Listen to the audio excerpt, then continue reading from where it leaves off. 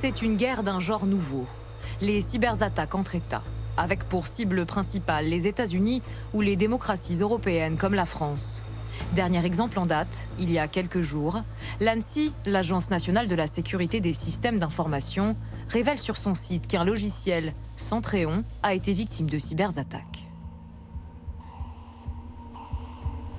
L'ANSSI a été informée d'une campagne de compromission touchant plusieurs entités françaises.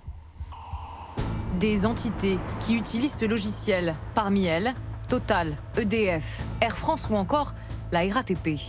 Un mode opératoire attribué à un groupe de hackers russes qui pourrait être lié aux services secrets du pays. Mardi dernier, le Kremlin réagit et rejette ces accusations, comme toujours. Moscou n'a jamais reconnu avoir mené des attaques informatiques contre ses rivaux occidentaux.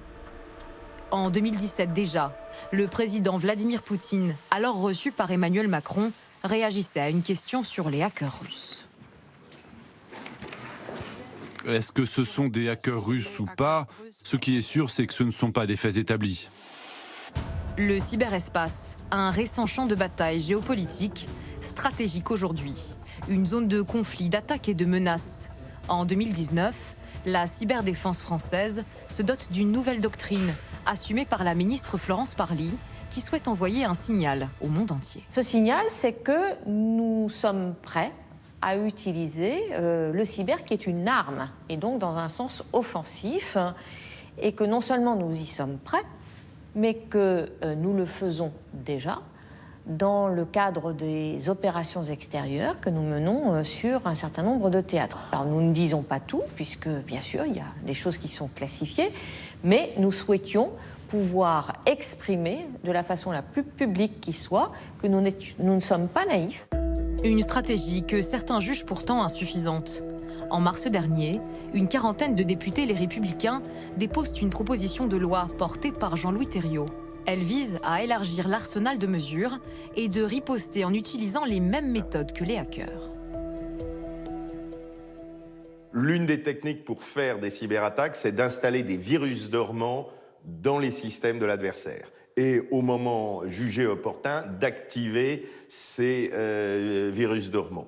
Aujourd'hui, le Code français de la défense nationale ne permet pas au ComCyber, donc le commandement du cyber, d'installer ces virus dormants. L'idée, c'est qu'on puisse le faire, qu'on puisse à un moment ou à un autre dire qu'on les a ou montrer qu'on les a sans forcément faire une attaque, mais ça a évidemment un rôle dissuasif majeur.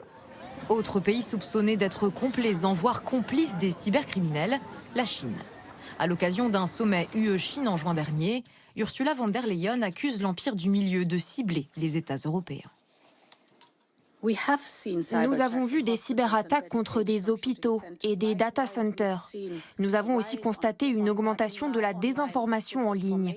Nous avons clairement indiqué que cela ne pouvait pas être toléré. Des accusations que la Chine rejette en bloc. Alors pour dissuader ces pays, faut-il d'autres leviers? Par exemple des sanctions économiques. C'est l'idée développée par cet expert.